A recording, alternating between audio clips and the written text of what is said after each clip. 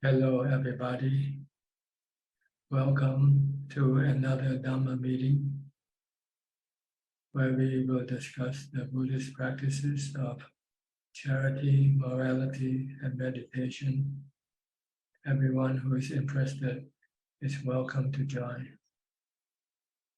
We will start with our first participant, which is always Alicia Chan from Malaysia.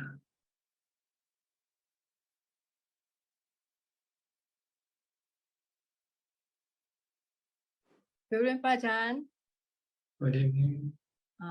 Since I follow Ajahn teaching focus on practicing equanimity, I can see my awareness and wisdom remain very good when I meditate or not. Illusion of five aggregate also letting go. I just live in the present.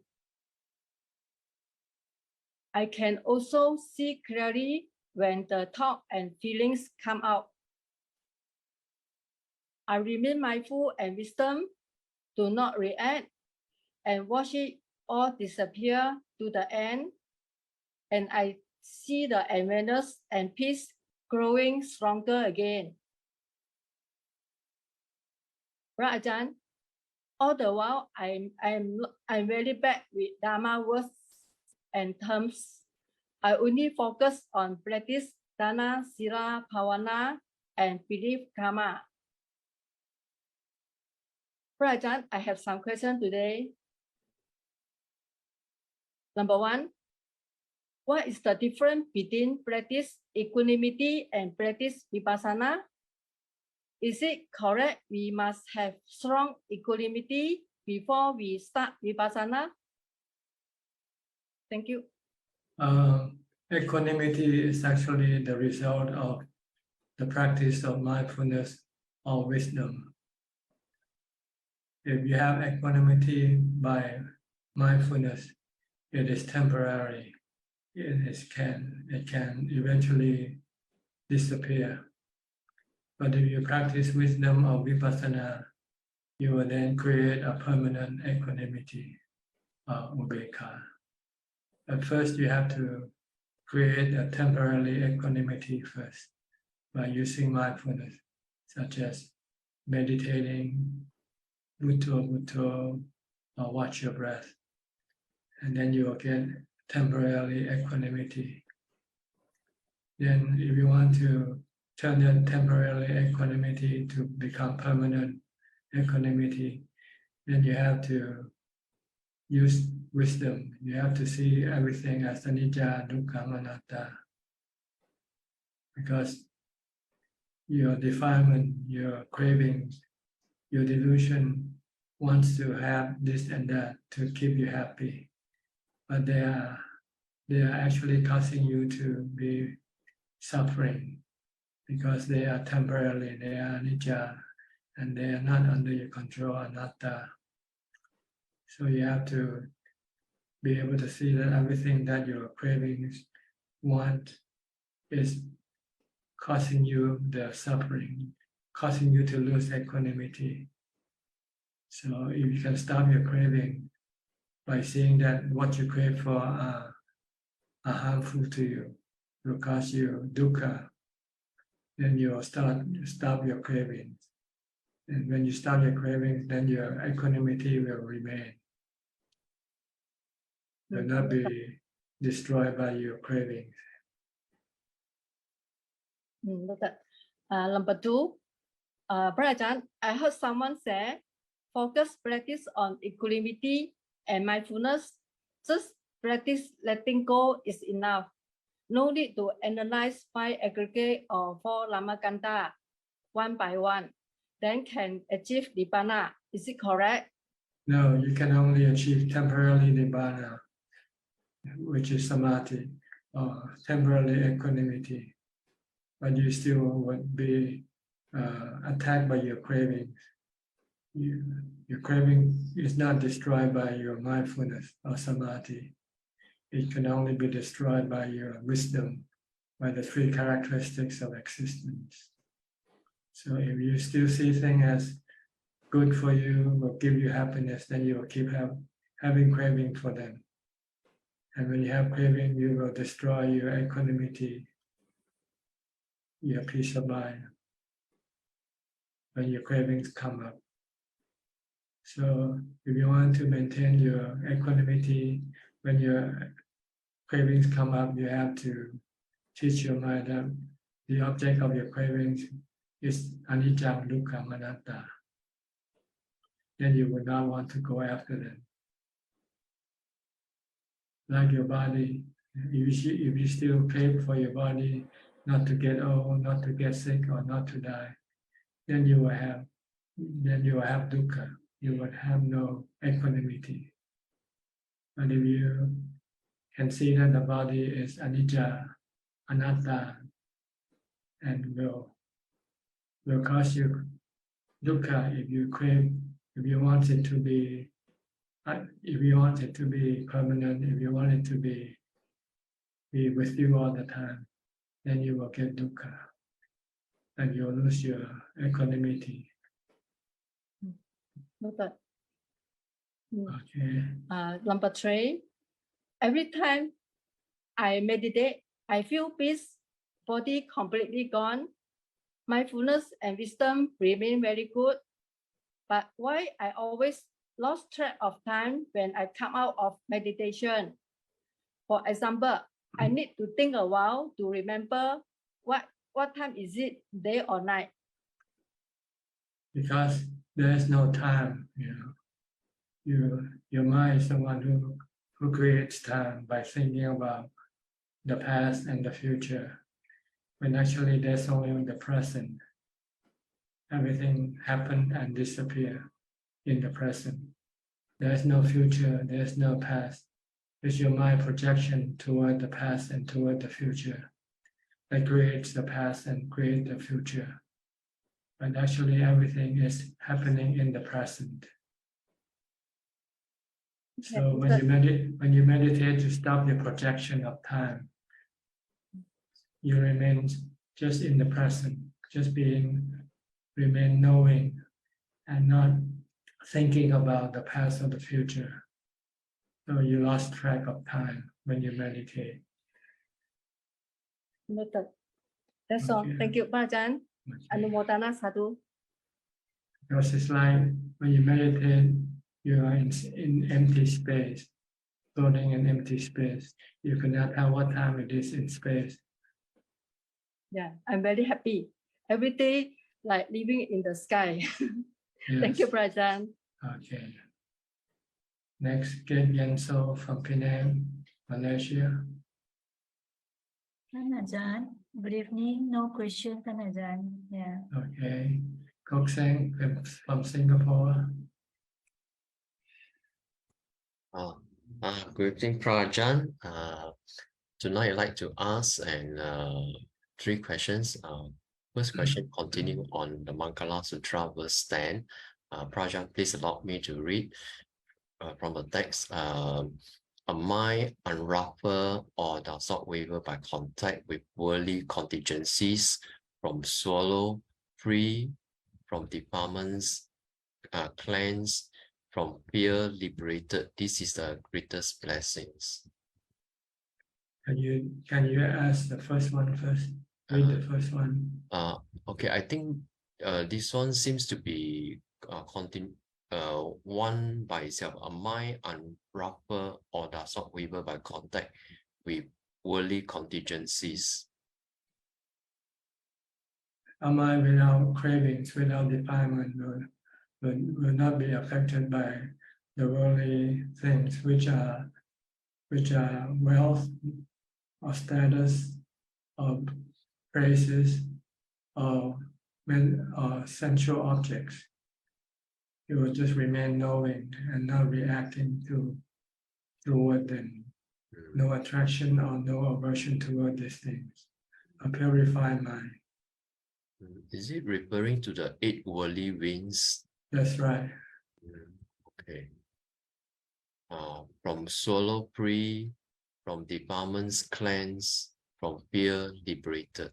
Yes, there will be no dukkha in any form, because the mind has no cause for it to come up, because the mind has no defilement, no greed, hate, or delusion. Okay. Okay. Now my question number 2. I done some research regarding the Patimokkha, the 227 training rules, and one of the origin of the rules regarding the not having any sexual intercourse. So I find out that the origin of these rules comes about because of the story of Venerable Sudina. So when I read through the story behind, I was a bit surprised that the Buddha used very, very strong words to reprimand this Venerable Sudina for having sexual intercourse with his former wife. So I was quite surprised about that. And then the second thing, the Buddha mentioned that for that reason, you would undergo death or death-like suffering, but you will not on that account at the breakup of the body after death fall into deprivation, the bad destination, the abyss hell. So my first question, why is it that the Buddha has such strong reaction and when he reprimands this Venerable Sudina? Oh, you have to ask the Buddha himself. I'm not the Buddha. Oh, because the words he used was very strong. But just take his word for it that it is bad to have sexual intercourse because it interferes with your meditation practice. Really, that's what it means. Okay. Then the second part, why the Buddha said that he would undergo death or death-like suffering. What's the meaning of death-like suffering? Because he would be living in suffering when he's still alive. Because every time there's a sexual craving come up, it will cause him a lot of stress. And being a monk, he will not be able to go and have sex. So it will be more tormenting than being a lay person. A lay person, when they want sexual cravings, they can at least go and get it and get something, get a relief from that. But with a monk, he cannot do that. Okay. And actually, at that point of time when the Buddha scolded this Venerable Sudina, the Buddha still have not formulate the parijika. That means the 5 major four. Okay, the 4. So why the Buddha said that he will not fall into deprivation, the bad destination, the hell realm? Because he's been told of the consequences if he continue with this practice. So if he stop, then he will not reap the consequence of this action. Okay, so is it because at that time the rule still has not been formulated by the Buddha? That's right. Usually somebody, if they first break this thing before there was a rule, they will not be punished. Okay. But after that, once it becomes a rule and somebody breaks it, then it means it has strong defilement to break the rule. Okay. Yeah. Okay, Praja, my third question regarding my walking meditation. My walking meditation, I heard somewhere that we have to walk normally, but my walking meditation is actually I walk very slowly. I will walk Budo, and then my steps will follow Budo, Budo, very slow walking pace. That's So because you've been taught to walk that way. So it depends who teaches you the way to walk. See? So you've been taught to walk slowly, then that's what you do. But if you've been taught to walk normally, then you will walk normally. It's just a matter of choice, really.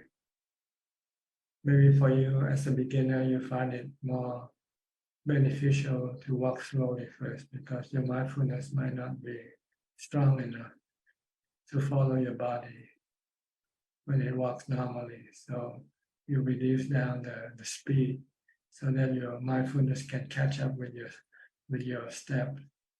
But eventually, once you have stronger mindfulness, you should be able to walk normally and watch your steps. The goal is not the walking. The goal is to stop your mind from thinking by using your concentration on your walking to prevent your mind from going elsewhere. So you have to look at your thought more than anything else. Whether you walk slow or fast, whether you can stop your thinking or not. That's the purpose of mindfulness. Okay. Okay, yeah, thank you, Ajahn. All right. We'll go to Switzerland with Professor Ken.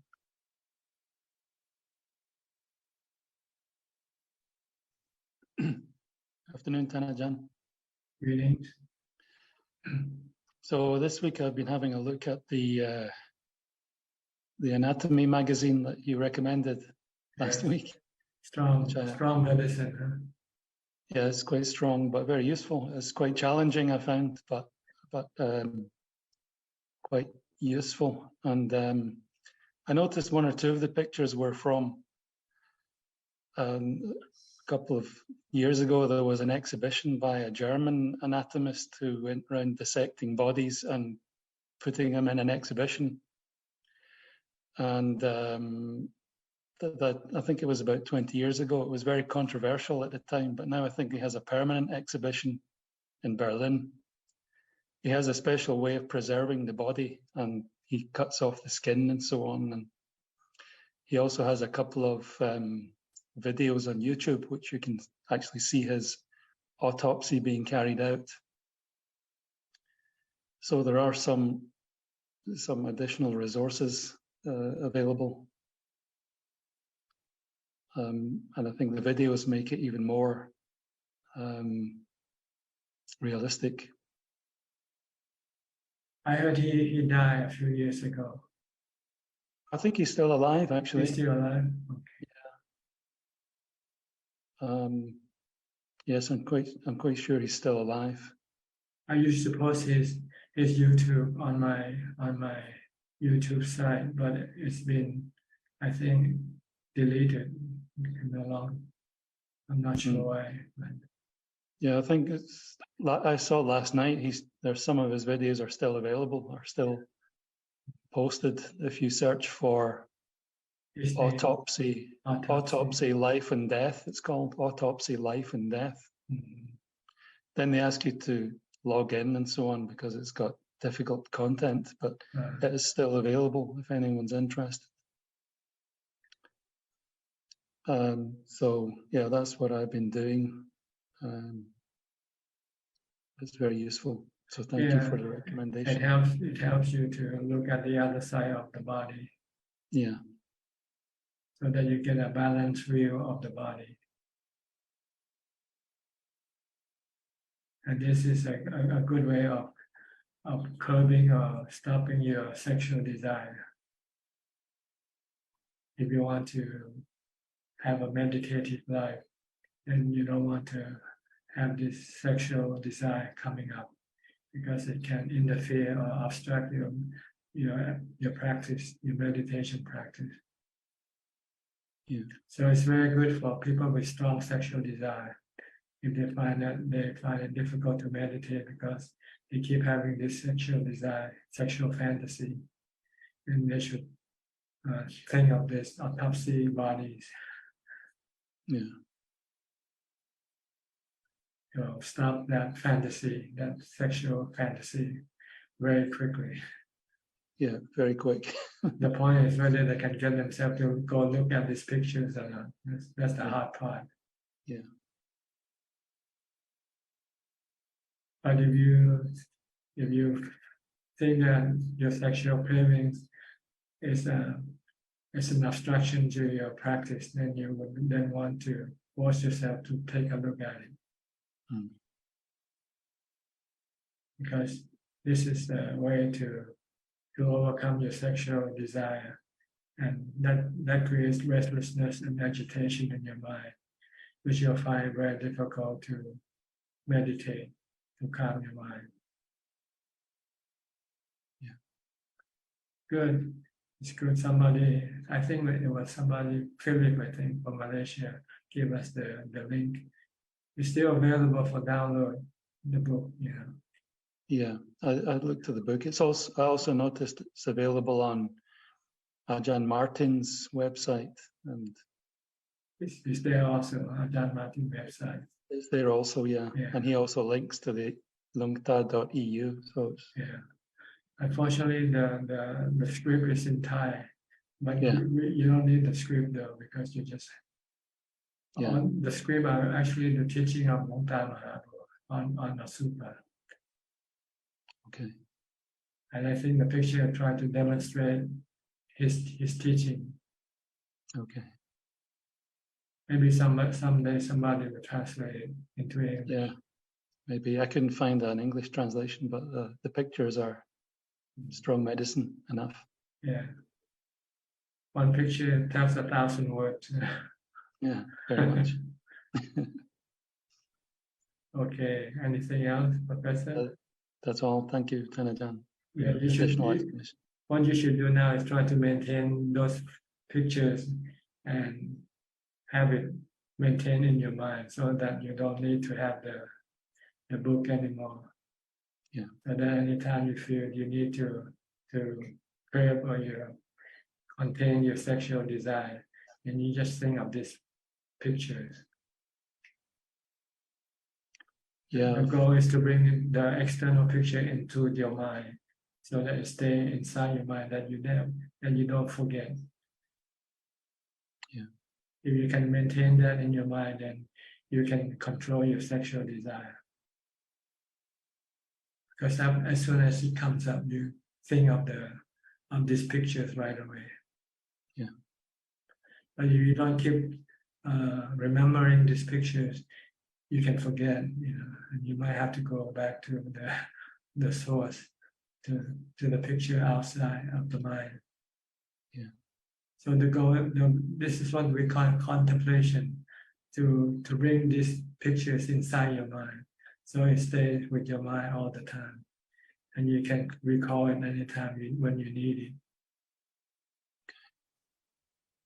So that's the next step is to keep contemplating on this. But if you find when you find it difficult, it means your mind is not calm enough. So you might have to do some meditation first.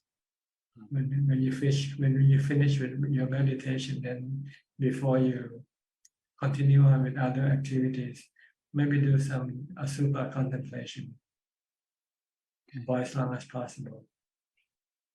Because the more you look at it, then the more you will remember it. The less you look at it, the less you will remember it. Yeah. So that's the goal, is to look at it until you never forget it. Okay. Okay. Thank you, Thanajan. Same thing with other type of contemplation, whether it's the anicca, death, or anything like that. Aging, sickness. This is something you want to think about it until it stays with you all the time, that you don't forget. Okay. Okay, good. Thank you, Thanajan. Next, Willie from Indonesia. Good evening, Thanajan. Tonight I would like to ask, the first one is about the precept, which is the third precept of the 8th precept. Is it only, I mean, the precept, is it only abstaining from sexual activity, or it includes the, avoiding the physical contact with the opposite gender? Like it also includes, like, let's say we have to pass something to the opposite gender, we have to we cannot pass directly to the opposite gender, because in some talk I heard that we are not supposed to have a physical contact with the opposite gender. Well, the actual precept is the abstention from sexual intercourse. But these other rules are just trying to help you to prevent you from getting your sexual desire aroused. Like if you touch somebody, the opposite sex, by touching it can arouse your sexual desire. So try not to be in contact physically with the opposite sex, for instance. Or even try not to be alone together with the opposite sex. This is just precaution to prevent you from starting this sexual desire and eventually breaking this precept. But you're not actually breaking the precept if you accidentally touch the opposite sex because you handle something to somebody, But with monks, when women present giving things to mom would not accept with the hand. Mom will use a piece of cloth, and then the woman put the stuff on the cloth instead of giving to the hand of the monk. It's just to prevent accidental contact, which might happen, and which can arouse sexual desire in the monk or in the giver. But the giver usually maybe not keeping this precept, so it doesn't matter. But it's usually to protect those who keep this precept, to not be exposed to the possibility of getting the sexual desire aroused. Okay. So if you should happen to accidentally touch somebody, you're still not breaking this precept. Okay, but I have to try my best to avoid those physical contacts, right? Yeah, physical contact or physical meeting with the opposite sex, especially one by one, alone. Okay, then Ajahn.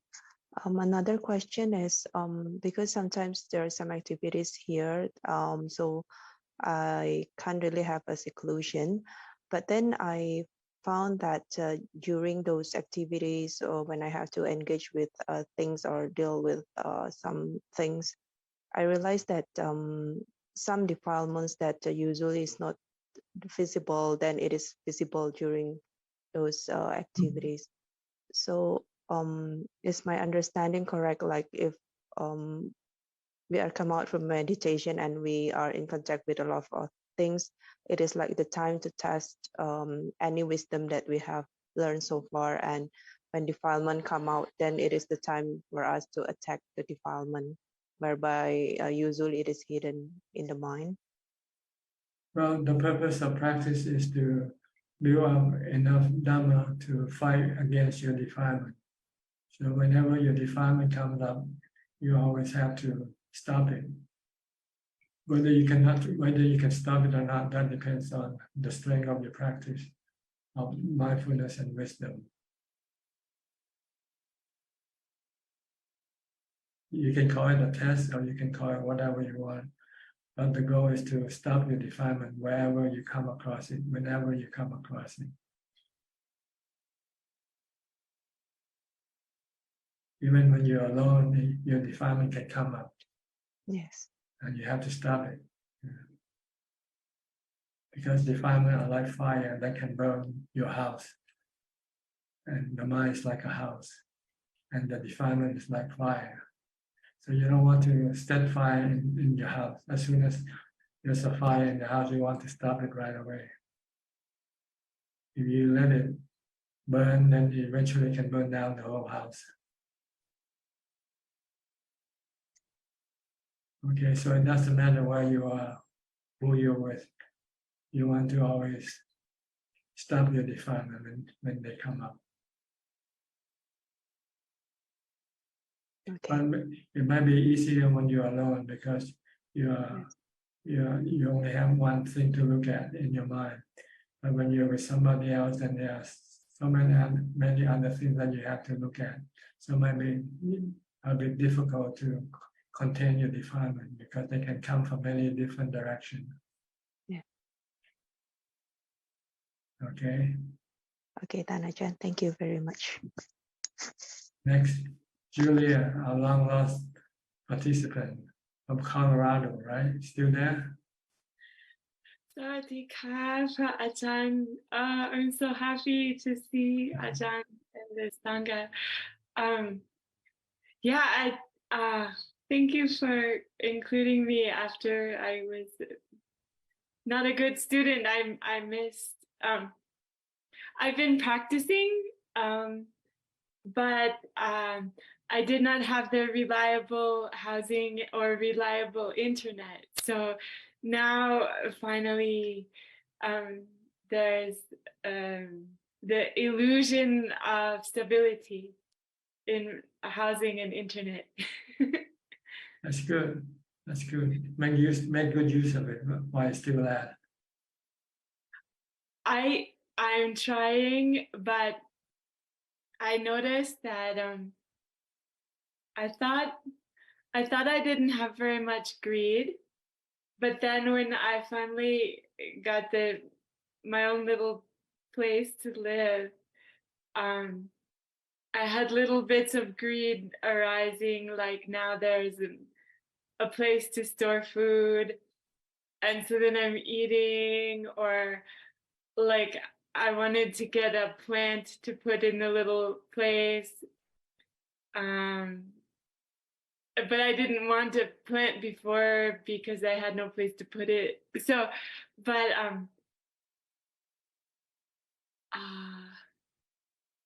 yeah, I think now the question is, I feel like the body is relaxing sometimes at a different pace than the mind is relaxing. So to like link the body and the mind, and then also to live like a lay person or to live more Dhamma. I am experimenting with how much to. I would like to be able to practice anywhere, anytime. And then I wonder how much formal practice in my little place. Yeah. Anumodana. Yeah.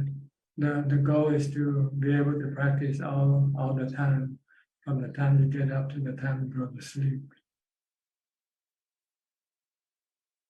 Because nothing is better than having the result from your practice. Try to reduce other activity down as much as possible and increase your Dhamma activity, your mindfulness and meditation activity. And try to live simple, and small is beautiful. Don't let your greed take over you. Just ask yourself whether you really need it or not. If you don't need it, then don't have it. Don't do it.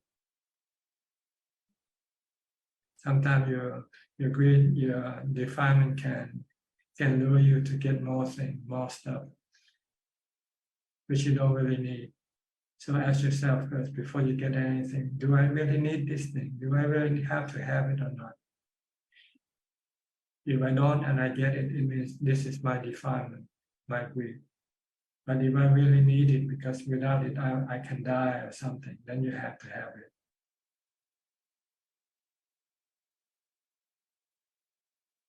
Okay, don't worry too much about the physical comfort. It can become a distraction or an obstruction to your advance in your Dhamma practice.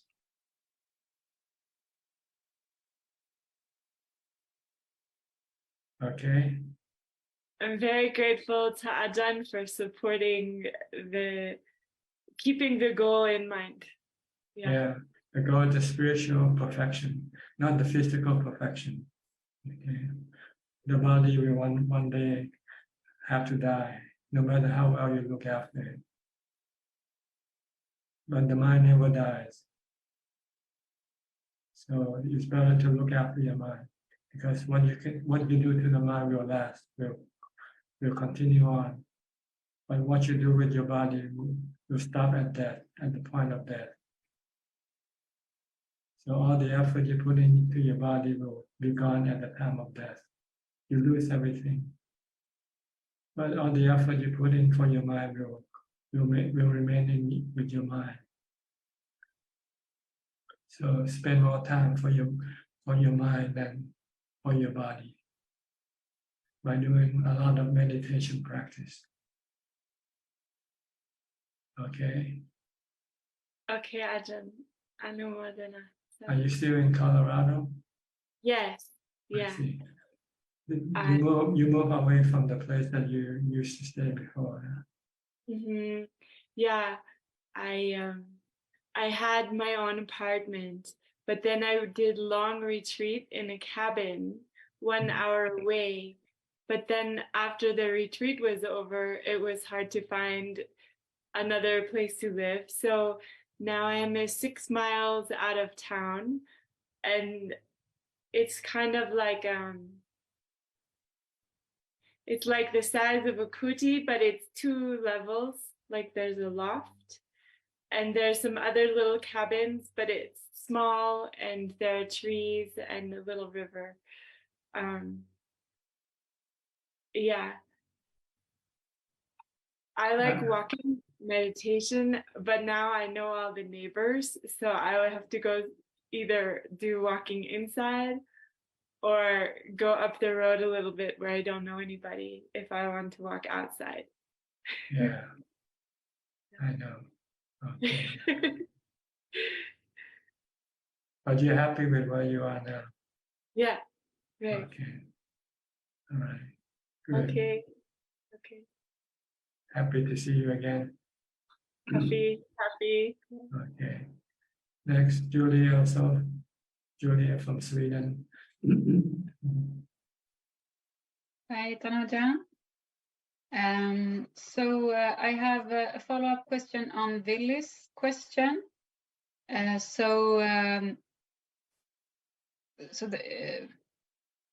Someone who has ordained should not be alone with someone of the opposite gender. But what about emails? Email, communication through email, internet. Well, you're not physically in I think it's probably okay. But it depends on what you communicate. That's the problem. If your communication has sexual content, then this is not good. Yeah. But there's nobody to watch over you now. It's yourself who have to watch you over yourself. Yeah. Yeah, and I think that is the difficult thing, because if I remember it, like private spaces, how it's defined in the physical life is that if you're so close that only the two of you can hear what you're saying, then that's a private space. It's this term like lewd words or whatever that you can say. Yeah. So, but if I translate that to the email situation, you can actually express these lewd words in an email, right? Yes. So it's But you have to remember that during the Buddha's time, there was no email. No, I can understand. Yeah, but that's why I'm thinking that perhaps the Buddha would not say that the email is okay, because you can. It depends on what you say on your email. See, that's a problem. That's the point. So you have to get the spirit of the precept, what it really intend to do.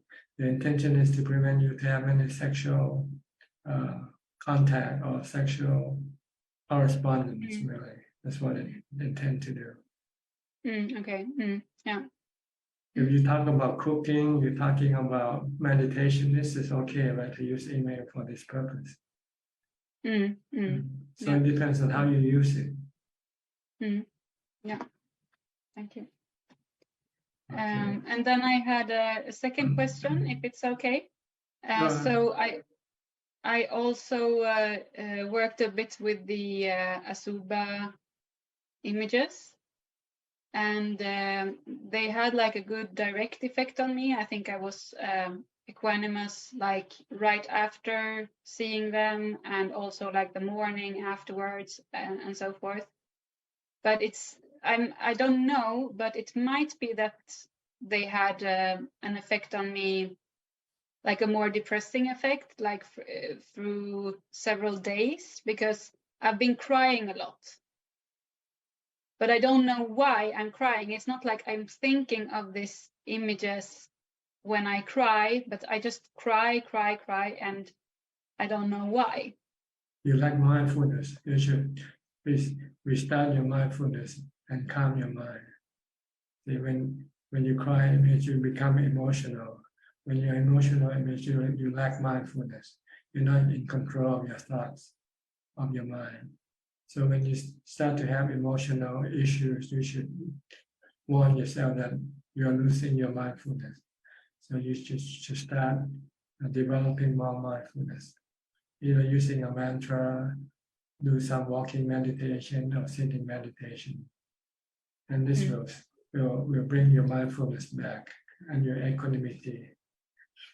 And then your crying, your emotional will disappear. Okay. Thank you. Thank you. Okay. Yeah, we don't practice continuously. Our practice is not sustained. So when there's a lapse in our practice, then usually the defilement will start to do the work in our mind, causing us to have emotional issues. So as soon as you become emotional, tell yourself that you're losing your mindfulness. You should regenerate your mindfulness. So it doesn't really matter what the cause is. Doesn't matter. Sometimes we don't know. Maybe it's too subtle for us to know. There are many different causes. It can be the past, be the present things around you, or just or just want to be emotional without having any reason. Yeah. Yeah. So as soon as you find that you are start to become emotional, it means you need to generate more mindfulness. Okay. All right. We'll go to Toronto now. To PR. Indira, PR is gone now. Yes, he's with the patient. Good morning, Ajahn. Good morning from Toronto. Yes, so nice to see you. I have two questions. One is like we've been speaking a lot about the third precept, which is Kame Sumichachara. Isn't it really sexual misconduct? No, we were talking about the 8 precepts when we talked before. Okay, with the 8 precepts. But for a lay person, if the 5 precepts, then it's just sexual misconduct, but such as what you call it. I can't think of the word. Infidelity. Yeah. Okay, yes, that I just wanted to confirm. That's one thing. The other one is now equanimity. When we develop equanimity with mindfulness, even before you do a lot of vidarshana, now actually equanimity is also one of the 4 divine abiding Sattva Brahma. We have Metta, Mudita, Karuna, Upekha. So when you develop those qualities, also Upekha, you develop Upekha. Yes, the same one. Same one, yes. So with mindfulness, it gets deeper, like you really learn to be more equanimous with most situations, but with vidarshana. You get the real equanimity from meditation. Yes. The other one you're just trying to force it to become equanimous by force. With the 4 divine abidings. Yes. And then with wisdom, you see, you contemplate, and it sort of really stabilizes, and it goes further, the equanimity. When you see your equanimity can be destroyed by your craving. As soon as you start to have craving, your equanimity will disappear from your mind. Yes. So if you want to protect your equanimity from being destroyed by your cravings, you have to stop your cravings every time your cravings come up. Yes. By teaching the mind the object of your cravings is anicca, dukkha, anatta. Yes. Yes. Yes, that's why I asked, because yesterday my daughter called about a problem that, with a client, but so sometimes when it's like your children, your parents, difficult to, even though you try to be equanimous, so you're right. So it's more, you have to practice it more. Yes. So you have to try to see everything as anicca, impermanent, anatta, not under your control. Yes. If you want to control them, you can get dukkha. That is right. Yes, that is true. That is true. Yes, I realized it. Yes, I just wanted to check with you. Thank you so much, Ajahn. Actually, this morning we got this chance to offer dana to one of the bhikkhus. He's a Canadian monk, but he was in Sri Lanka for 3 years and have just got back. So we just offered dana and came. Yes, so felt very happy. Just wanted to share it with you. Yeah. Okay. Yeah, listen. Sorry, I just appeared. I think I'm going to back to your first question. Like somebody asked a nice question at the beginning of the session about how these attacks of craving comes, and you explain, unless we can catch it, if you have we can get caught to this the Mara, the Mara's trap. So is it what makes us keep getting caught to this Mara's trap? Is it a lack of Yoniso Manasikara, or mindful attention to what's happening within, because of the lack of insight? The more insight you have, you'll be able to catch it as soon as this the beds of Mara appears. The problem is we cannot see it clearly, and we get caught to these beds of the Mara. Is it the lack of attention at that point when it happens because of the lack of insight in the person? It's not the lack of insight, it's the lack of mindfulness. Mindfulness. Mindfulness. So Yoniso Manasikara Sati, like you are not aware at that point it's happening, and then you are already too late. But you can reflect back. Can you just correct yourself, keep doing this, and over time you'll be able to catch it at the first instance?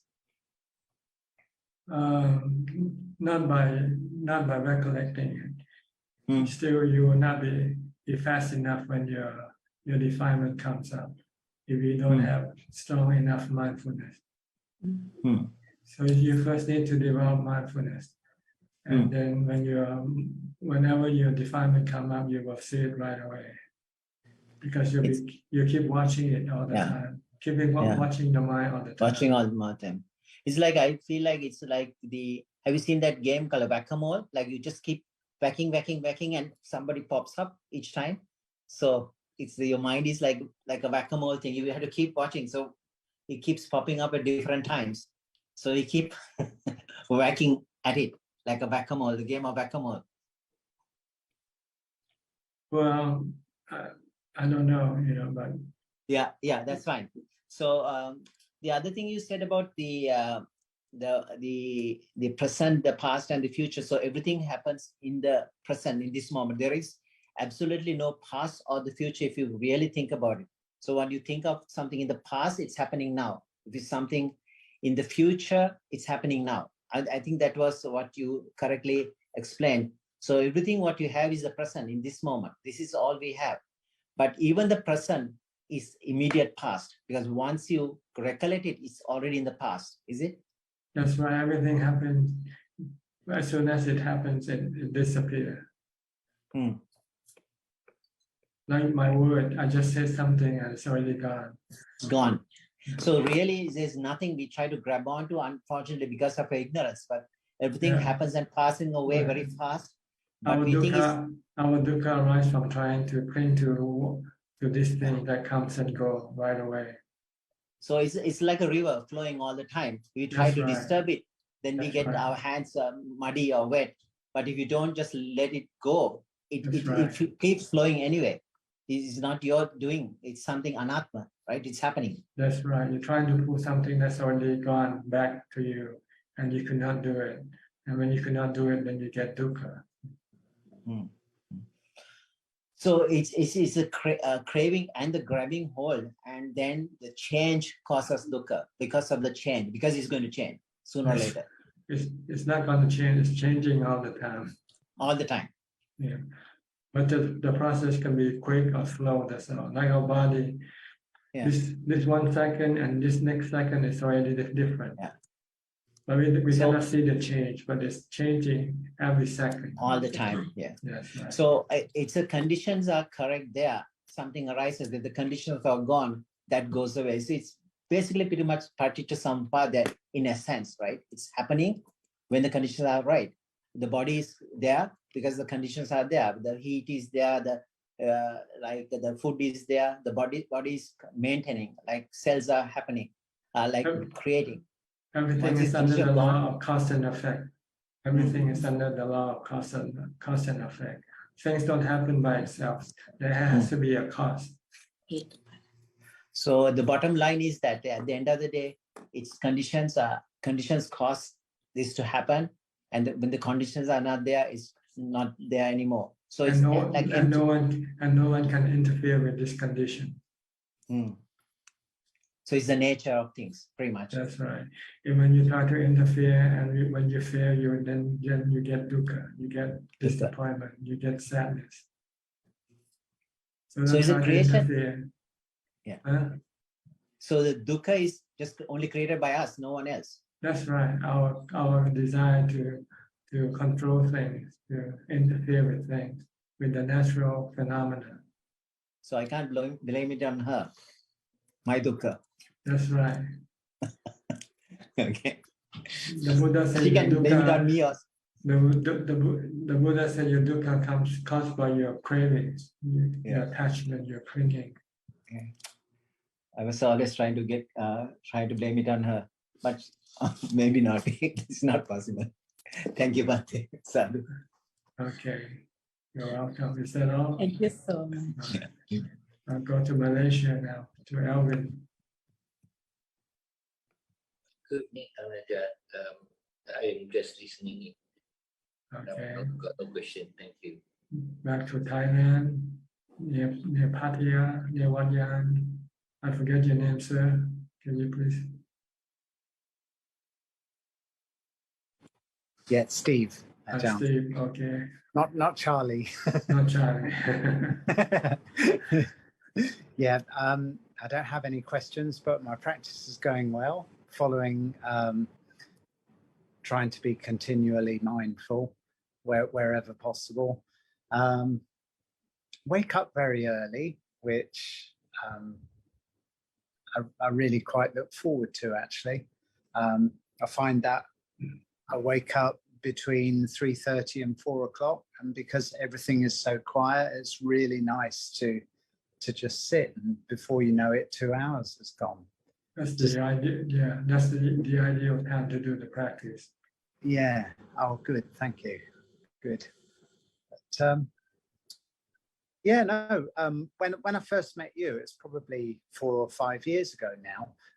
You brought to my attention how special it is to look for a state of being calm and peaceful, which when I think about all of the time before that, I wasn't aware of it, and I didn't appreciate what a bonus it is to find that peace of mind, you know. So all of the effort is to keep it. That's right. Or to create it when you don't have it. Yes, yeah, and mantra works, and breath work works for me as well, because you know, for many years I was studying and practicing yoga, and still do, and so it kind of it really helps, actually. Yes, the Buddha's teaching is the best assistance for our healthy mind, for our peaceful and happy mind. Yes. Yeah, so try to study Dhamma as much as possible, and try to apply it in your practice, and you'll find your mind becoming more calm and peaceful and happy. Okay, great. And the technology is also very helpful as well. You mentioned something earlier about, unfortunately, it's in Thai script, but now the Google Translate app, you can just switch on a camera and you're looking at a book that's written in Thai, and it translates in real time into English. So it's really helpful. That's good. Yeah. So hopefully that'll help a few of the people that are faced with that problem. But no specific questions at this time. Thank you. Okay, nice to see you again. Nice to see you too, always. Okay. I'll go to Kafilim from Malaysia. Good day to you, Ajahn. Just listening, I have no question for tonight. Okay. Ipawan from Idaho, USA. Would you please explain a little bit more about Anapanasati Vipassana, please?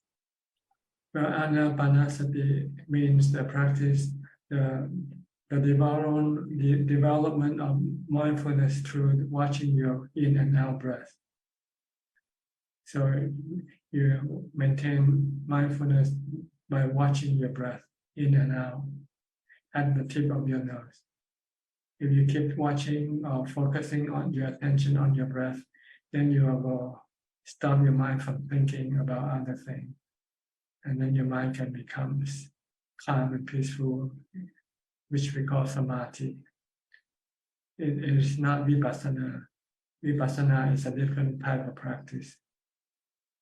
Vipassana is the study of the nature of the body, whether it is permanent or not permanent. This is vipassana. If you study, then you'll find that the body is not permanent. It's impermanent. It's temporary. One day the body will die, will get old, get sick. So this is what you want to teach your mind, to not to forget. Because when you forget, you tend to think of the opposite. You think you want your body to last forever. And when your body doesn't go according to what you want, you can get suffering from it.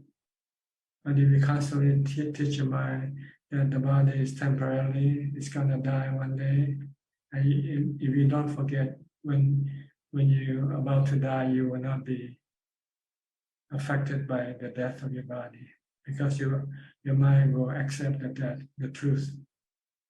So this is vipassana. Study the nature of your body as being impermanent. Okay. Thank you very much. I trying to study Kaya Kata Sati, and I read over and listening over and over is a part of the. It's not a part. I think it's a major part of Vipassana, right? Because when you mention about studies about the body, I mean, when you study the nature of the body, this is vipassana. But when you use the body as the object of your mindfulness, then this is called mindfulness development. It's different thing. Or samadhi, to calm your mind with your concentration on your body, on the breath, for instance. This is for samadhi, to calm your mind. But to understand the nature of the mind, you have to study the nature of the body. I mean, You have to study whether the body is permanent or not permanent. Does it belong to you or it doesn't belong to you? You have to find the answer. Once you found the answer, then you understand the nature of the body, the true nature of the body. Then you can let go of your attachment or your delusion to think that the body is permanent or it belongs to you.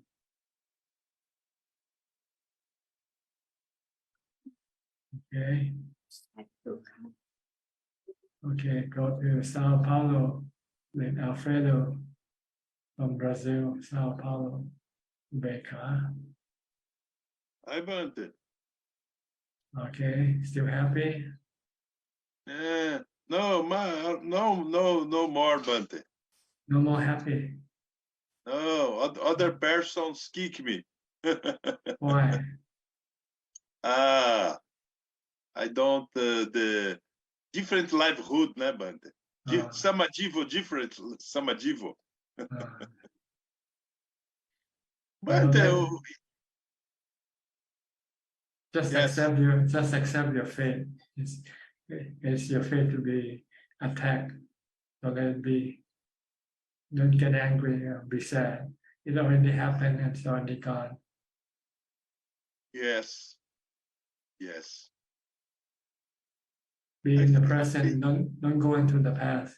Stay in the present. Forget the past. It's already gone. Then you can be happy again. Yes. Ubeka. You have to bring your mind back by mindfulness. Bhutto, bhutto, bhutto. Stop thinking about what happened. Because when you think about what happened, it makes you feel sad. Yes. Bante, in your opinion, the difference and the arahantship and the bodhisattvaship is the asubas, Bante, is the practice, Bante, what's your opinion about the difference and the person has to be more efficient and the person has to be enlightenment now? Well, the goal is to be enlightened as soon as possible. Yes. Yeah. Because when you're not enlightened, it's like you're locked up in the jail. So the goal is to get out of the jail as soon as possible, right? If you're locked up in a jail. Right now, when you're not enlightened, you are locked up in samsara, the rounds of rebirth. So you want to get out of this round of rebirth as soon as possible, because when you have rebirth, you have suffering, you have dukkha. Yes. It doesn't matter how, whether you do it yourself or do it by somebody else teaching you. Right now, we are fortunate to have the Buddha to teach us the way to become enlightened. So we don't need to discover the way ourselves. But if you happen to be born somewhere where there's no teaching of the Buddha, if you want to become enlightened, then you have to find a way yourself, which is much more difficult than having somebody like the Buddha teaching you how to become enlightened. Yes. Okay. Okay, but I think the same. Yeah. Yes. Why go look for your way yourself when there's already a map telling you where to go? Yes. If you have no map, then you have to go look for the way yourself. But if there's a map, you just look at the map, then you can just follow the map, right? It's easier with the map. It's easier with the teaching of the Buddha than going alone by yourself, looking for enlightenment by yourself. Yes. Okay. Okay, Bante. All right. I hope you become happy soon. Forget about the past. Forget about what happened. Bhutto, bhutto. Bring your mind back into the present. Yes. The karma of a person who take care of the practice is more difficult, no, Bante? The karma is it's the same. It's the same with different. everybody. It's the same with everybody. Yes. Yes. Yeah, it's difficult to all peoples. Okay. Okay. Next, Diana from Wales. You moved to a new place or new room? Downstairs today because it's very Downstairs. hot. I It's see. hot up there. It gets hot in Wales also, huh? It's, yes, probably not compared to Thailand, but it's about 25 degrees. 25. So it's very hot for us. Yeah. I just have one question. I've been trying to meditate more, and when I'm sitting, I find that I slump down and then I have to sit back up. But every time you move, you said you have to go back to the beginning. Restarting your meditation. Ignore the body posture once you start meditating. Okay. Just keep concentrate on your meditation. Okay. You want to put the mind away from the body. So every time you go worry about the body, then you bring the mind back to the body again. Okay. I do get lots of thoughts, and I do the Bhutto to calm my mind and then go to my breath when I'm a bit calmer. That's the right way to do it. Just keep doing it. You have to be patient though. It doesn't happen right away. Unless your mindfulness is 100% and it's not distracted by your thought, then you can get good results very quickly. Otherwise, it's just it's like a tug of war between your thought and your mindfulness. And I think I need to try and develop mindfulness as the day goes on, not just in practice. That's why you need to try to do it more before you meditate. And which you can do mindfulness all day long, because you can do it with whatever you do. When you're eating, just be mindful of your eating. If you're walking, just be mindful of your walking. Don't let your mind go think about other things. That's all. And it's terrible. It's terrible here in that we all want to do too many things at the same time. Yes. We never just eat or just walk. We're always, listening. That's the way of the defilement. The defilement wants to get as many things as possible. Yeah. So I try to do so many things at the same time. But with Dhamma, we say we only want thing. We want calm. We want peace. We don't want anything else, because everything else are illusion, really. The only reality is peace and calm of mind, peace of mind. This is the real reality, the real thing. Because you can keep it with you, take it with you wherever you go. Even when your body dies, you take this peace of mind with you. So switch your attitude. Instead of trying to do so many things at the same time, just try to do one thing at a time. So you can get mindfulness and eventually peace of mind. And everything's much more enjoyable when you just focus on it. If I'm cooking and I focus on chopping vegetables, I'm very happy. Yes, because your mind doesn't think or worry about some other thing. If you don't have mindfulness, you can be worrying about something else while you're doing whatever you're doing now. So stay focused on what you do. Okay. I'll try. Thank you. Good. Next, Philip from Malaysia. You did a good service for many people, I think, giving us that address to download the book. Good evening, Ajahn. I hope you're doing well. I don't have any questions tonight. I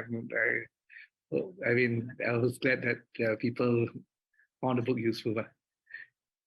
Okay, good.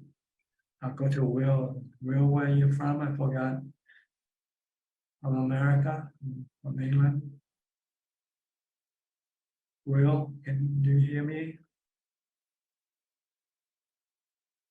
Your name is Will, right? W-I-L-L, Will. Please turn on your microphone if you want to speak. Unmute your microphone.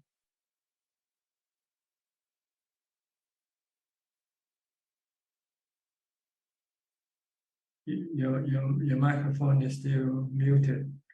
You have to unmute it. I asked him to unmute already.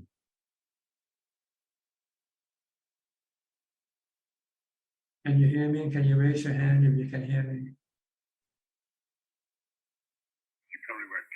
Okay, now, okay, can hear you now.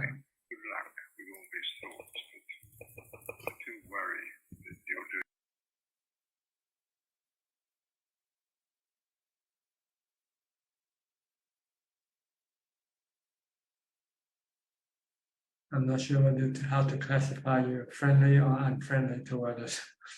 Because sometimes we have some people trying to play tricks with us. I hope you're not trying to play tricks with us. Do you, Will?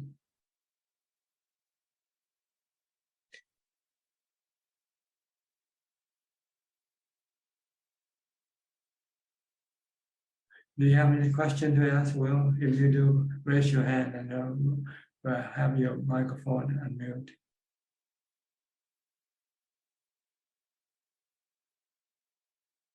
Okay, I think I should go over to the next person first. Sweden Czech from Vancouver. Ajahn. How are you? Good? Good. Good, yes. Okay. Anything? Any question? I don't have. It's not a Dhamma question. I'm sorry. I just want to ask like about the Google translation that Steve was talking about. I wonder how it works. I don't know if he can. Okay, Steve, can you give us some information on that, please? Okay, I have my phone here. If I put it near the camera, okay, blurred. But let me see. Third row down. Yeah. Okay. But if you download an application called Google Translate, okay, it used to work to typing. But one of the later functions is they've added a camera function, which is here. And when you press the camera, it starts a camera. And if I were to put that over some Thai script, it would superimpose English or any other language that you want. It's really clever. Sanskrit, all of the obvious European languages. Finding it really helpful. Yeah, that's amazing. Just download Google Translate. Okay. Yeah.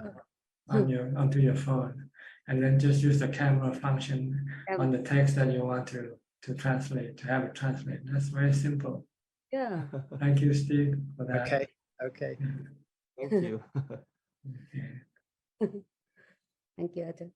Is that all? Yeah. Sorry. Okay. I'll go to Anura.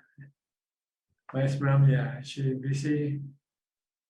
Hi, good evening. Greetings from Christchurch. Now, see, I think she might have gone to bed a bit late yesterday. Oh, it's quite late now.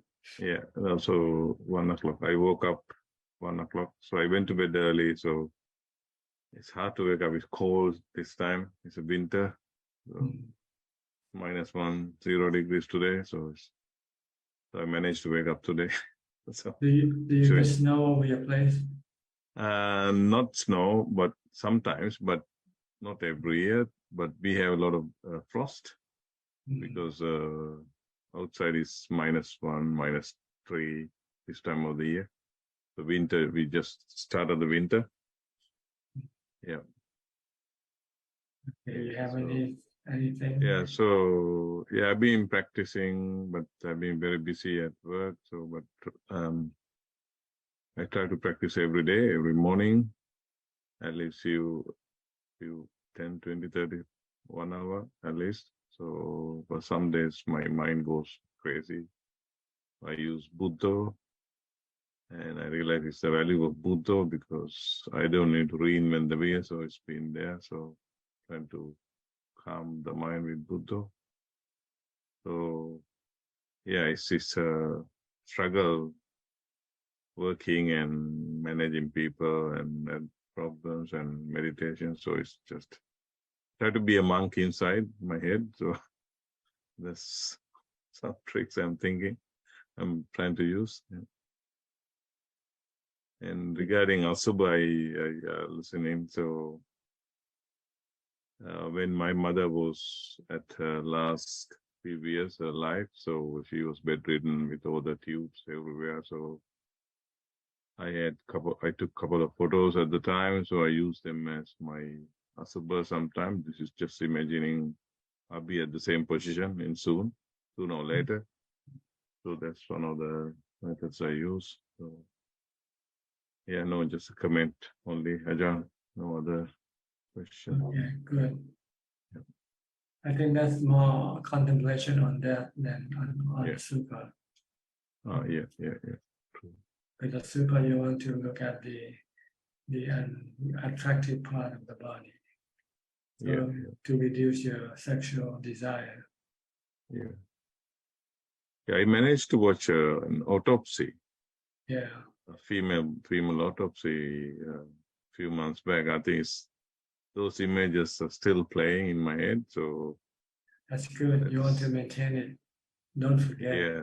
So you can use it whenever you need it. Yes. Yeah. True. Yeah. Good. Okay. Just to clarify that there's two type of contemplation is different for different purposes. Okay. Understood. Yeah. Thank you. Yeah. Yeah. Ramya will listen to the recording tomorrow morning. So. Okay. Good. Take a good sleep. Okay. Thank you. I'll go to Will again. Will, do you want to speak? Raise your hand. Okay. Unmute your microphone. Okay, you can speak now. Where are you from? John, I'd like to send you my great respects, appreciation for what you do. Your incredible energy and amazing offering to the world. I offer you, greatest respect. And just to say how much I appreciate attending these sessions. I'm still in a situation that I have talked to you about, and I think maybe I will write to you through your administrator. That would be the best thing for me, I think so. Okay. Can you tell me where you're from? I forgot. I'm from UK, sir. UK. South of England.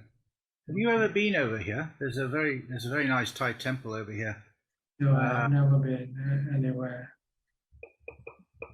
Ever since I've been a mom, I just hardly go anywhere. Yeah, that's a very good example. Quite right. Yes, very good. Sadhu, sadhu. Thank you, Bhante. Okay. Great pleasure to meet you. Thank you very much indeed. Okay, I hope you continue on and advance in your practice. Okay. Thank you very much, sir. Bless you. All right. We'll go to Philadelphia, Pennsylvania. Suchart from Pennsylvania.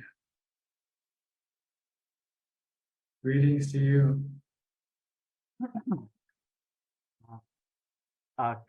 Good evening, ครับท่านพระอาจารย์ครับ yes pretty good. I listening and all person in this room is doing well and try to go practice every direction the way how a person able to. For myself, I meditate one day.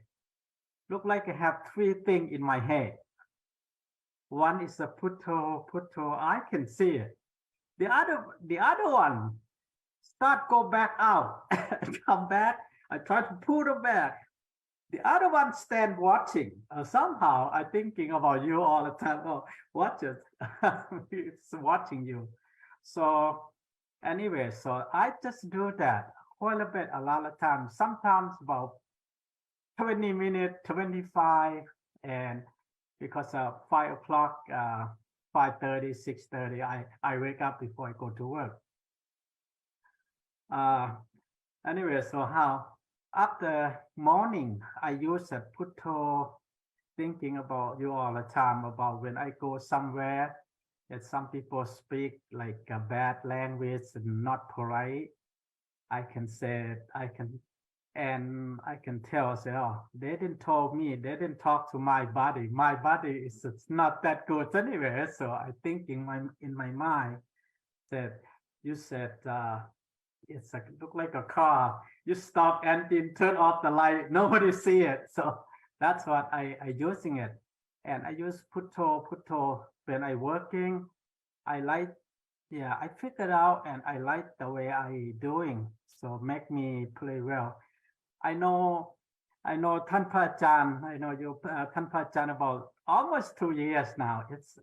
It make me feel quite a bit before I never happened too much like this anyway. So that's my comment, really short and a little bit faster, but so I just kind of happy and thank you. Somebody know you probably 6-7 years before that. I just know about it.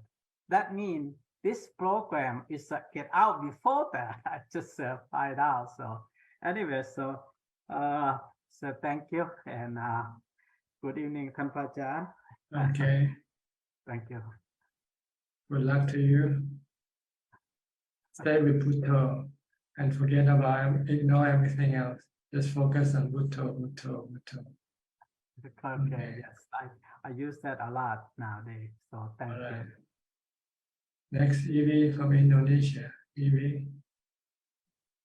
Yeah, Ajahn, Namo Buddhaya. Can Ajahn hear me? Yes, very well. Ajahn, I have one question. If we living as lay people, we leave the responsibility and become monks, but doesn't succeed in achieving enlightenment, then this is the same as creating bad karma for the next life, especially for children and family left behind, because in the next life they will revenge from them, all right? If taking the Buddha as example, the Buddha left everything, but he succeeded and returned to teach the Dhamma to his family and they reach enlightenment. What about the others who didn't reach but had time to leave the family? Does this bring bad karma? Because not all monks attain enlightenment, right? Yes, no, it doesn't cause any bad karma on other people. Yeah. Karma is individual. It doesn't transfer from one to another person. So when we become the monk, we must. If you can become enlightened, then you can help other people to become enlightened. That's what it is. But if you're not enlightened, then you cannot help other people to become enlightened. That's all. But you're not causing any bad karma on anybody. And the family we left behind, they will not take revenge for No, what happens when you die is the same thing. When you die or when you go become a monk, it's the same thing, right? You leave your family. Your family continue on without you. Your separation from them doesn't have an effect on them. They will have to continue on with their life somehow. But they feeling sorrow, hate. That's because of the defilements. The defilement wants the dead person back, so they feel bad. But sometimes they can feel happy because if they hate the dead person, thank God, he or she is gone. So don't worry about, this is not connected. You and other people are not connected. What you do, you only reap for yourself. You don't reap for other people. Yeah, some people say if somebody becomes a monk, like selfish. Well, we are all selfish. When you eat, are you felt selfish or not? Okay. Yeah. Yeah. Becoming a monk is like going to school, going to university, going to a boarding school. That's all. You can still come and visit me. I mean, but I'm still going to school. See, like when you send your children to boarding school, are they selfish or not? They are selfish, but they have to be in order for them to grow up, to learn something, so that they can be self-reliant. But after you finish with your school, you can then do benefit for other people, right? Look at the Buddha. After 6 years, then he started to become a teacher. And he taught many people to become enlightened. What's so selfish about that? But if we didn't and had enlightenment, we finish. So what? Somebody are not as clever as another.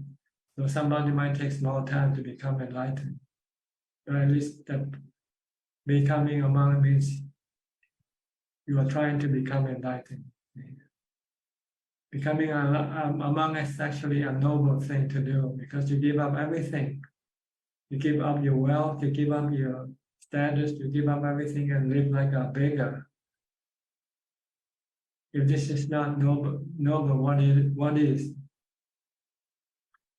People don't know, and they call it selfishness.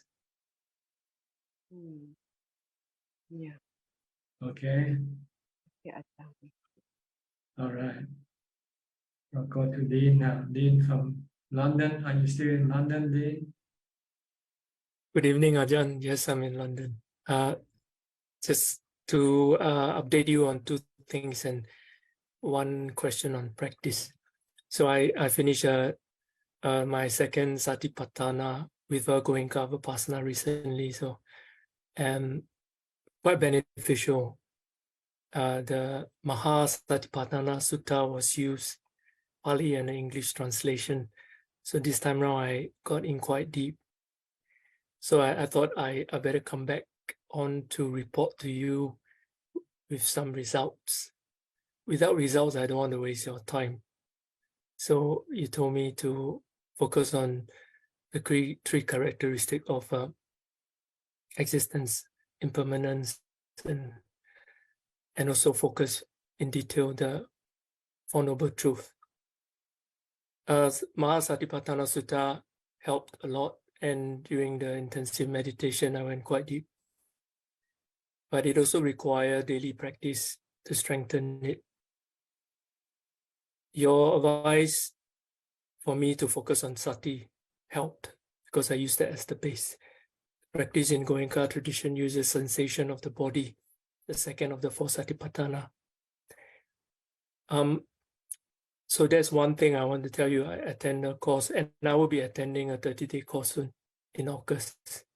So if you don't see me online, I'm just trying my best to use my time well to practice. This past few weeks and 2 months, I've been trying my best because your instruction for me might be simple, but it's very, very difficult to produce results. The Four Noble Truth is not easy to look at. The second thing is quickly, I wrote to Dhammapala monastery in Switzerland. I want to go visit that monastery the last 2 weeks of July. I think Professor Ken mentioned about that place a few times. So now the question I want to ask Ajahn is to do with the practice. I just want to mention a few things very quickly and check if I'm on the right track. There's many things to practice in Mahasatipatthana Sutta. As I say, I use the body sensation as the base, whether I'm seated meditation or throughout the day in activity. And the two of the 8 Noble Paths that I use predominantly to focus is the right effort, resist, abolish, cultivate, and develop fully. And also I find very useful the second part, which is the right thought. I simplify it to the part of generally to renounce not just external activity, but internally what I choose to think or occupy my mind, meaning fill my mental content with, plus having the mind free of aversion and violence. And finally, the part I want to mention is this phrase that I find it very helpful to return to is Atapi Sampajana Satima. And with the understanding of impermanence, I am still trying my best to learn this part. But I think within the Mahasatipatthana Sutta, there's enough. It's quite full. It covers everything I need. And I find that your advice to come back to strengthening my sati. Ajahn, in what I've just explained, if I miss out on any other useful part that is specifically helpful for my practice in terms of my person, can you advise, please? Well, the first step of your practice is to try to achieve stillness of your mind. So in order to do this, you have to try to stop thinking as much as possible. Don't worry about right thought or anything that yet. You already have the right thought to direct you to go meditate. And now when you meditate or developing mindfulness, you want to stop your right thought. And you don't want to think about anything. You want to use the mantra of Buddha or whatever you use to stop your mind from thinking. The goal is to stop thinking and to make the mind become still, so that you get into jhana and get ubekha or equanimity from the jhana. Once you have jhana, have equanimity, your mind become calm, peaceful, and happy and strong. Then it can then take up the fight with the defilement when the defilement come up by using wisdom of the true characteristics of existence. So this is how the practice goes. You should forget about the study part now, the study about the Noble Eightfold Path or whichever. When you practice, you only want to focus on mindfulness only, to stop your mind from thinking. I follow the sensation of the body, and that can provide a space inside my mind. If it can help stop your thinking, then it's okay. It does. But if you still think, then it's not good enough. Yes, the thinking slows down a lot, and it can stop, but I can still remain aware, more and more so.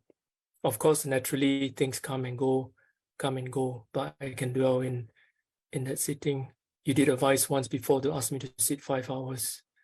So now, whenever any other day, I can achieve 3 hours, and so more than 50% is quite still for the mind. I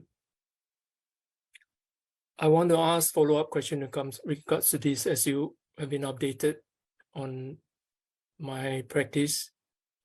I want to find out that this practice, I'm a person now with this identity. Is this practice, any part of this practice, is it worth doing this? And then what I'm trying to say is any part of this practice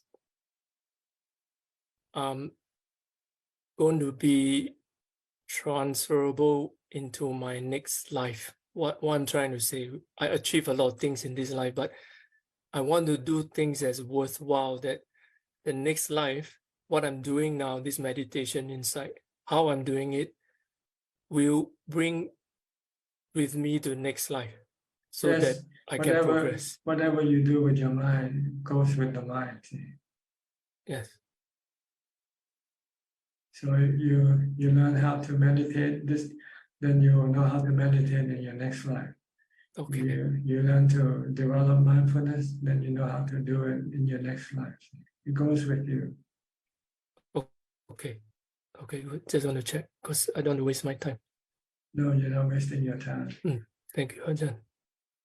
So Ajahn, I wish all the best conditions for you to do what you wish the rest of the days and years as you wish. Okay, I wish you do nothing. That's the best thing. I know, but for whatever reason, you make your own decision. Because when you do it, when you want nothing, then you won't be disappointed because you'll get it. I know what you mean. Okay. I know what you mean, Ajahn. Yeah. Thank you, Ajahn, very much. Thank you. So this is what we ought to aim for, is to be able to do nothing, to ask for nothing, to be Which is happy very with, difficult. To be happy with nothing. That's what we want to achieve. Yes. Okay. Good luck to you. Yes, thank you. Thank you, Ajahn. Thank you. Okay. Next, Belinda from Singapore. Hello, Dad.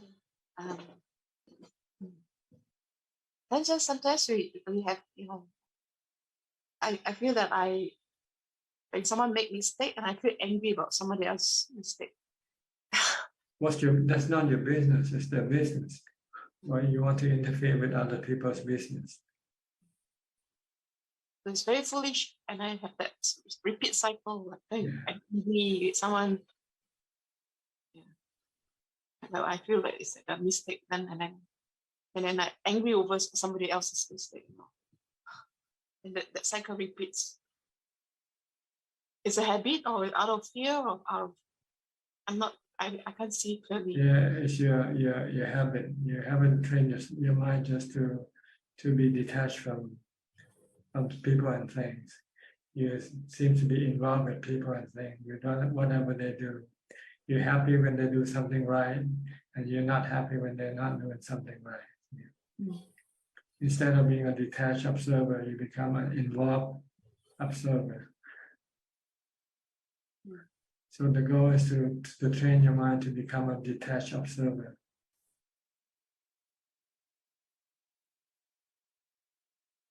Okay, and you can do this with equanimity. Without equanimity, your mind will become involved with every activity. When people succeed, you're happy with them. When they fail, you get angry at them.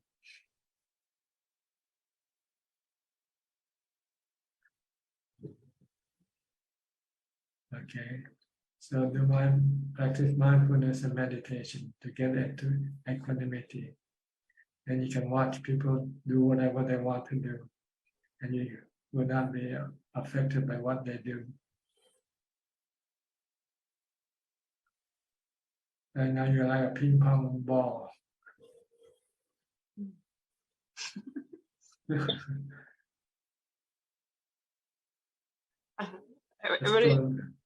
Stupid ball.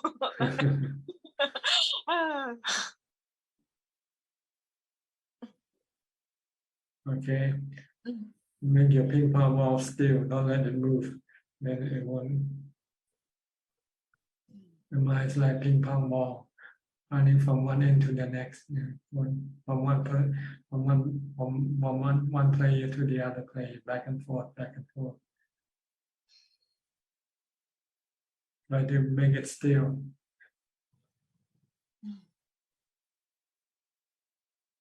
Okay. Keep on practicing mindfulness and meditation. Don't worry about other things. The other thing can come afterwards. It's like before you can read or write, you have to learn the alphabet first. Try to learn the alphabet first before wanting to read or write. If you cannot read, if you don't know the alphabet, you cannot read or write. Okay. So, Ajahn, I just wonder if I should go for a retreat. There'll be a retreat somewhere August. You can do a retreat wherever you are. Retreat means to do your practice. So you can do it now. Why do you have to wait for retreat in the future when you can do the retreat now? Go sit and meditate after you finish with this session. What are you waiting for? Waiting for the retreat to go meditate? You can create the retreat yourself right now in your home.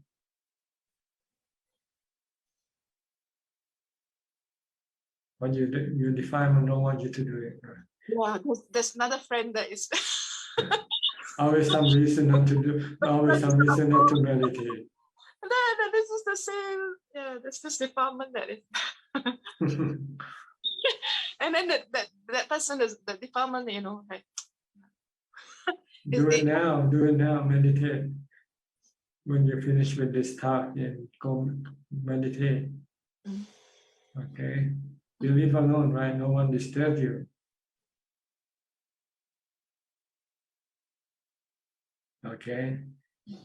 All right. I'll go to Sulan, also from Singapore. Sulan. Oh, hello, Ajahn. Nice to see you again. Yeah. Yeah. Seeing you every Tuesday is a happy thing. Yeah.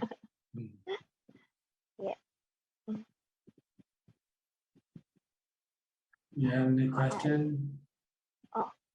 Yeah. I have question. Actually, Ajahn, you say a lot of wise words of wisdom today. Yeah, like you say, there's one part you say, don't cling on to the past because it's already gone. Then we can be happy in that way. Yeah. Then I thought that was very wise sentence that you said. Yeah. And yesterday I got meditate, and then there was a question that came up was that when we are meditating, are we like also trying to like close our five senses, and just focus on the Buddha. And when I was trying to focus on Buddha, then I find my mind is like very active. So it's like playing the video for me, right? So it's like keep thinking here and there. Then I feel like I have to open my eyes so that I don't get so disturbed. Yeah.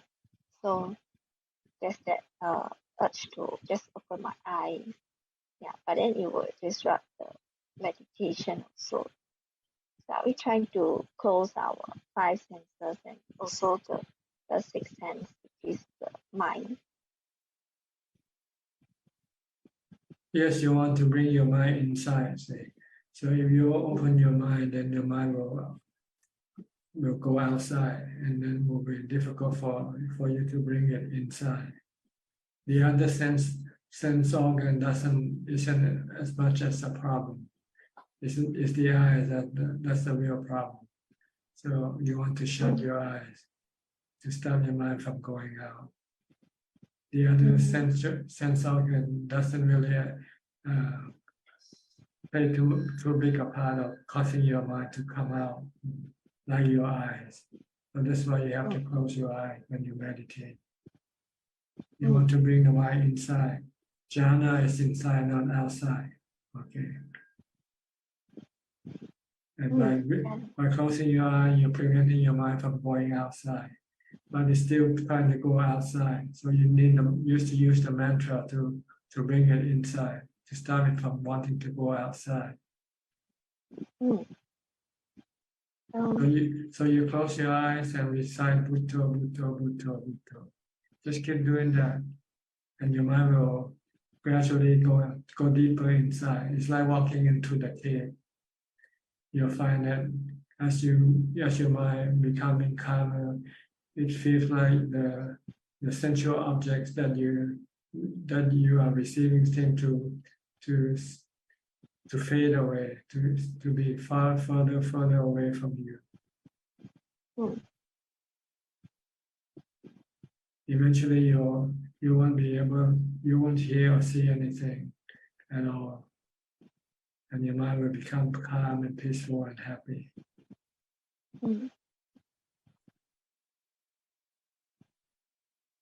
Okay, just close your eyes and just, if you can recite mantra, recite Bhutto, Bhutto. If you want to watch your breath, just watch the breath coming in and out. Don't follow the breath, just watch at the tip of your nose. Then when I close my eyes, then you can feel it. You don't use your eyes to watch your breath. You use your feeling to watch it.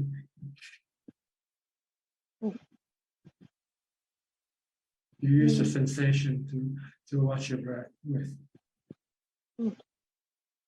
Just a sensation. You don't need the eyes to watch your breath.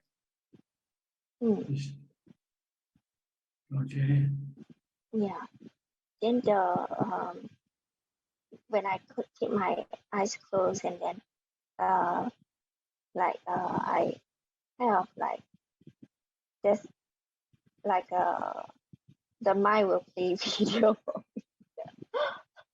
So I should also ignore that. Ignore everything. Just concentrate on your breath or on your mantra. Okay. And try to sustain it for as long as possible. Eventually, your mind will become still, peaceful, and happy. Okay. Okay. Oh, thank you, Ajahn. It's very clear. All right. Yeah, thank you. Next, Gary from Singapore. Good evening, Ajahn. No questions. Just listening in. Thank you. Okay. We'll go to Facebook now. I think when Job has the duty tonight, right?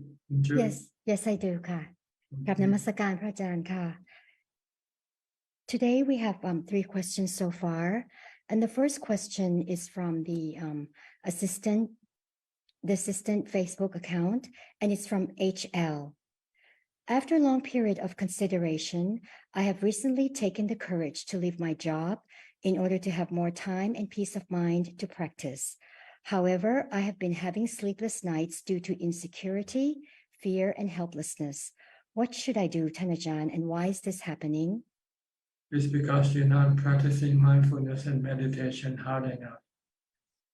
Ideally, you should be practicing mindfulness and meditation all the time during your waking hours. Starting from the time you get up, as soon as you open up your eyes, you should start develop mindfulness, either using the mantra Buddha or watching your body posture, watching your body movement all the time. And when you have nothing to do, then you should sit and meditate. If you can do this all the time, then your mind will become calm and peaceful, and your mind will not be attacked by your defilement, which caused you to have this sleeplessness and insecurity. So try to do a lot of practice. Now that you're not working, you should have all the time to do practice. So you try to devote all of your time for the practice of mindfulness and meditation to stop your mind from thinking. Because when you think, it's your defilement that will create this sense of insecurity and loneliness or sleeplessness. But if your mind becomes still and calm, then your mind will become peaceful and happy and feel very secure. So it's just a lack of practice, that's all. You have to do more practice. Do as much as possible. Firstly, with mindfulness, and then meditation when you have the time to sit and meditate. Okay. The next question is from Eli Hassan. Ajahn, recently I also lost track of thinking while sitting meditation. Cannot think at all, cannot remember, like all are stopped. When it happened, I was so scared if I had been losing my memory and mind. Is that because my defilement started to arise? I guess so. When you're scared, this is your defilement. See? The next question is from Aun. Hi, Ajahn. I am Boon from Penang, Malaysia. I want to ask Ajahns opinion. If lay people still got Gilesa and not enter the stream, but he goes to the forest monastery practice to take the 8 precept, but the forest monastery has big king cobra, poison snake, elephant, and tiger. What's Ajahns opinion? The layperson should not go practice in this dangerous forest monastery, or the layperson should try practice there if he wants to improve in the Buddha's teaching. Thank you. Satu. It depends on whether the layperson can control the fear or not. If he or she cannot yet control the fear, then he should not go to places like that. He or she should practice more mindfulness at home first, meditation at home first, until the mind becomes strong enough to stop the fear, to control the fear. Because if you don't, then when you go to a fearful place, your mind will be constantly fearful and you will not be able to do any meditation practice. Okay? Yes, that is all for this evening, ka. All right. We have a few more minutes left. Anybody would like to ask any more questions, you're welcome to raise your hand. Okay, Billy? Okay, Tanajan, I have a follow-up question about the third precept. Just now you mentioned about the emails. Does it also apply with the online chatting or talking on the phone? Same thing. It's any communication. You have to be very careful not to let it go into any sexual nature. Okay, so it's like it is still okay to talk with the opposite gender through those communication, but do not have any content related to sexual things. Is it right? Well, since there was nothing of this during the Buddha's time when this precept was made, so you just have to what you call adjust this rule accordingly. The purpose is to prevent you from having any sexual intercourse. So anything that will help you to have this, then you should not do it. Okay. Another question is how to overcome the tendency to judge or criticize people. It's like, although I don't criticize by words, but there is this tendency in the mind. Like, for example, Tanachan gave us the example that being a monk shouldn't go anywhere but just to focus on practice. So if I see other monks don't do that, it's like there's a tendency to criticize in the mind. So how to overcome these habits? As soon as you want to criticize somebody, ask yourself, how about yourself? Yeah, that's what I keep reminding. Like, just I also have a lot of defilements. This will stop your criticism right away. Yeah. Okay. Okay, that is it. I think there was a saying somewhere in that, let the one who has no sin cast the first stone. Again, Tanajan, sorry. Let the one who has no sin cast the first stone. I think I think in Islam, sometimes they use people to punish other people by throwing stone at the people who sin. But those who wants to cast the first stone should be pure without any sin first. Okay. Okay, Tanajan. You should ask yourself, are you without any fault? Are you faultless? Blameless before you blame or find fault in other people. Yeah. Okay. Tanajan. Another question is about staying in Kauchion. There was a Samanera who asked me that he is interested to stay in your place, but I never heard that foreigner Samanera stay in Kauchion. So is it possible to stay in Kauchion for foreigner Samanera? Now it's almost impossible because we have the abbot, and the abbot doesn't encourage people to practice. The abbot likes people to do chanting, morning chanting and evening chanting, and study the scriptures. Oh, okay. So for Samanera or foreigner monks, it's not possible to stay in Kauchion now. Is that right? They should go to your brother's monastery. Is he still with Ajahn Sopa? I don't have any contact with him for the past few months. So the last time he contacted me, I think it was in February, and he was still there. Okay. Yeah. Okay, Tanachan. Thank you. Okay, by the way, but it is still available for lay person, right? Yes, for lay person, we don't have to get permission from the abbot. But with monks or Samanera, we have to go through the abbot. Okay, I see. Thank you very much, Tanachan. Tipawan, okay, Tipawan, Idaho.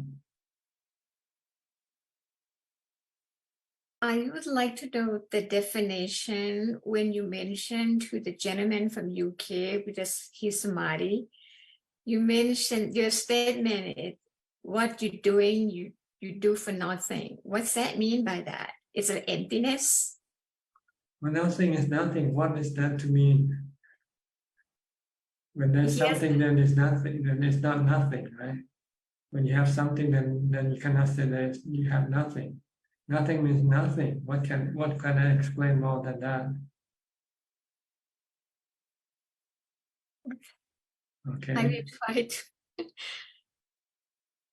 I didn't get it 100%, but I kind of get some idea and the guiding. But can you give me an example?